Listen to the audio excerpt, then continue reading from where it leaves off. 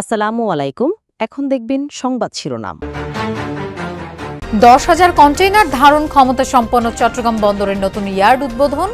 দেশ ও বন্দরের ক্ষতি হয় এমন কোনো সিদ্ধান্ত নেবে না সরকার, জানালেন নৌ উপদেষ্টা।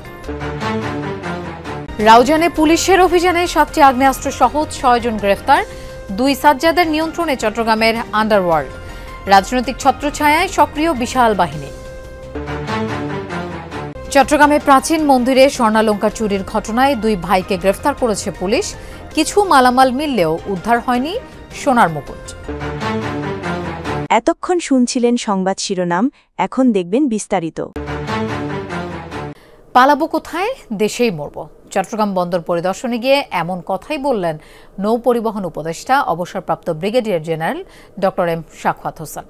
বিদেশি কোম্পানিকে টার্মিনাল দেওয়ার ক্ষেত্রে চুক্তিতে কিছুই গোপন করা হচ্ছে না এবং দেশের ও বন্দরের ক্ষতি হয় এমন সিদ্ধান্ত নেবে না বলে জানান তিনি। দেশের বাইরে তার কিছুই নেই বলে মন্তব্য করেন উপদেষ্টা। পতেঙ্গায় লালদিয়ার চরে 14 একর জায়গা জুড়ে নির্মিত হয়েছে 10,000 কন্টেইনার ধারণ ক্ষমতা সম্পন্ন নতুন ইয়ার্ড। সকালে উদ্বোধন করেন নৌ পরিবহন উপদেষ্টা। এ সময় তিনি বন্দরের টার্মিনাল পরিচালনার দায়িত্ব বিদেশি অপারেটরকে দেওয়ার পক্ষে যুক্তি তুলে ধরেন। আন্তর্জাতিক অঙ্গনে যদি আপনাকে যেতে হয় তাহলে আপনাকে আন্তর্জাতিক পর্যায়ে যে সমস্ত এফিসিয়েন্সি আছে সেই সব এফিসিয়েন্সির তাদের কাছে আপনাকে যেতে হবে। পরে সেখান থেকে নির্মাণাধীন বে টার্মিনালে গিয়ে পরিবহন টার্মিনাল উদ্বোধন করেন নৌ উপদেষ্টা। এ সময় আন্তর্জাতিক দরপত্র ছাড়া বিদেশি কোম্পানিকে টার্মিনাল দিলেও স্বচ্ছ চুক্তি এবং যথাযথ প্রক্রিয়া অনুসরণ করা হচ্ছে বলে দাবি করেন। পরিষ্কারভাবে বলতে চাই, নাথিং হিডেন। আমাদের কি হিডেন করে কি লাভটা কী হবে? আপনারা তো খোঁজ খবর রাখেন নিশ্চয়ই, এই মন্ত্রণালয়েরও খোঁজ খবর রাখেন। আমাদের কী লাভ হবে? না আমার কোনো চাচা, না মামা, না আমার কোনো বাড়িঘর আছে আপনাদের অন্যদের মতো, যে আমার ওখানে বাড়ি আছে উনি এই করছেন। ভাই আমি এখানে আছি, মরে যাবো এখানে। হ্যাঁ, আমার সব পুরো ফ্যামিলি এখানে। তা আমার লাভটা কী? হ্যাঁ, আমি কেন কোথায় পালাবো? পালাইলে আপনার বাড়িতে যেতে পারি। বন্দর বা দেশের ক্ষতি হয় এমন কোনো সিদ্ধান্ত নেবেন না উল্লেখ করে আগের 17 বছরের অনিয়ম দুর্নীতি নিয়েও কথা বলেন নৌ উপদেষ্টা। বড় সাজ্জাদ বিদেশে, ছোট সাজ্জাদ কারাগারে, অথচ চট্টগ্রামে আন্ডারওয়ার্ল্ডের অন্যতম নিয়ন্ত্রক এই 2 সাজ্জাদ। গুরু শিষ্যের বিরুদ্ধে গেলেই নিশ্চিত মৃত্যু, যার সর্বশেষ প্রমাণ সারওয়ার বাবলা হত্যাকাণ্ড। অন্ধকার জগতে এখন তাদের একচ্ছত্র আধিপত্য। আছে রাজনৈতিক ছত্রছায়া, অস্ত্র ভাণ্ডার ও বিশাল বাহিনী, যারা শহর এবং বিভিন্ন উপজেলায় সক্রিয়। চালিতাতুলি এলাকার সাজ্জাদ আলী খান 90-এর দশকের আলোচিত দুর্ধর্ষ শীর্ষ সন্ত্রাসী, বেশি পরিচিতি শিবির ক্যাডার সাজ্জাদ হিসেবে।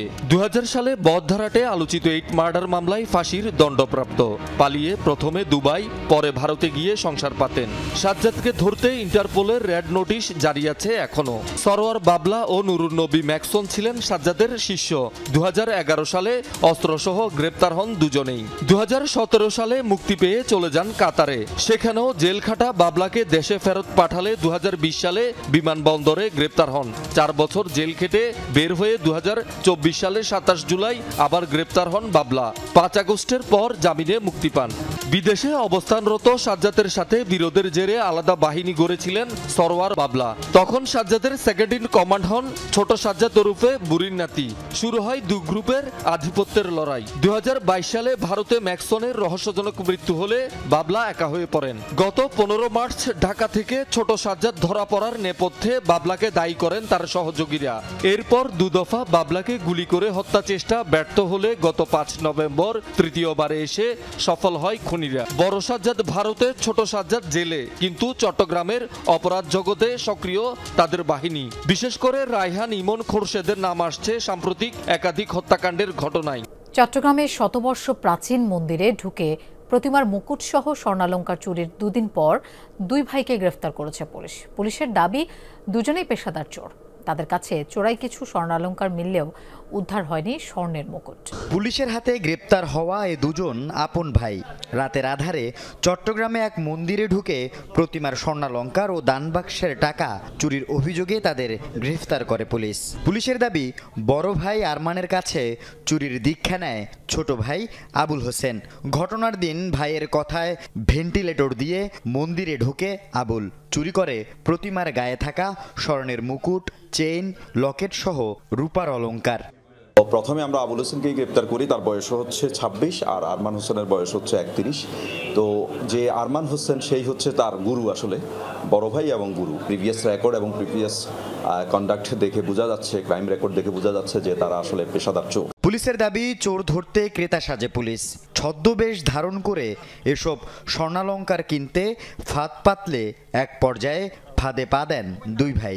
কিছু স্বর্ণালংকার মিললেও উদ্ধার হয়নি স্বর্ণের মুকুট।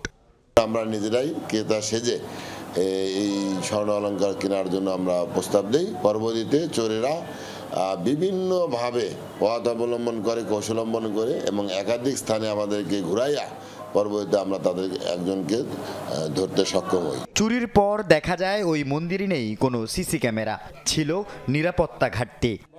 খোয়া গেছে হচ্ছে যে দুটা মুকুট, একটা সোনার একটা রূপার। সোনারটা হচ্ছে 4+ আর রূপারটা হচ্ছে নট লেস দেন 6।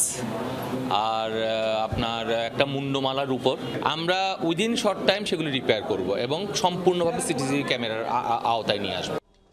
প্রায় 150 বছরের প্রাচীন সদরঘাট কালী মন্দিরে চুরির এই ঘটনা ঘটে শনিবার মধ্যরাতে। চট্টগ্রামের রাউজানে বিএনপির কর্মী আব্দুল হাকিম হত্যা মামলায় 6 জনকে গ্রেফতার করেছে পুলিশ। রাউজানে অভিযান চালিয়ে তাদের গ্রেফতার করা হয়। ব্রিফিংয়ে পুলিশ সুপার জানান, বালুমহলের নিয়ন্ত্রণ ও আধিপত্য বিস্তারকে কেন্দ্র করে এই হত্যাকাণ্ড। হাকিম হত্যায় 15 জন সম্পৃক্ত ছিল, যাদের মধ্যে 6 জন মূল কিলিং মিশনে সরাসরি অংশ নেয়, যারা মূলত ভাড়াটে খুনি এবং টাকার বিনিময়ে টার্গেট কিলিং করত। মধ্যরাত থেকে দুপুর পর্যন্ত চলা অভিযানে হত্যাকাণ্ডে ব্যবহৃত 4টি বিদেশি পিস্তল, একটি রিভলভার, একটি চায়না রাইফেল, একটি শটগান, গুলি ও মাদক উদ্ধার করা হয়, যার মধ্যে 5 আগস্ট থানা থেকে পুলিশের লুণ্ঠিত একটি অস্ত্র রয়েছে বলে জানায় পুলিশ। রাউজানের একটা বড় অংশ রয়েছে, এর বাইরে কিছু হাটহাজারেরও কিছু অংশ রয়েছে। আমরা মোটামুটি যারা এই কিলিং মিশনে অংশগ্রহণকারী সবাইকে আমরা ধরতে সক্ষম হয়েছি। এই যে 4টি পিস্তল দেখেছেন, বিদেশি পিস্তল, এবং আরেকটি হচ্ছে রিভলভার, এই সবগুলোই তাদের কথোপকথনের মধ্যে তারা চলে এসেছে। এই অস্ত্রগুলো দিয়েই তারা এই হত্যাকাণ্ড সংগঠন করেছে।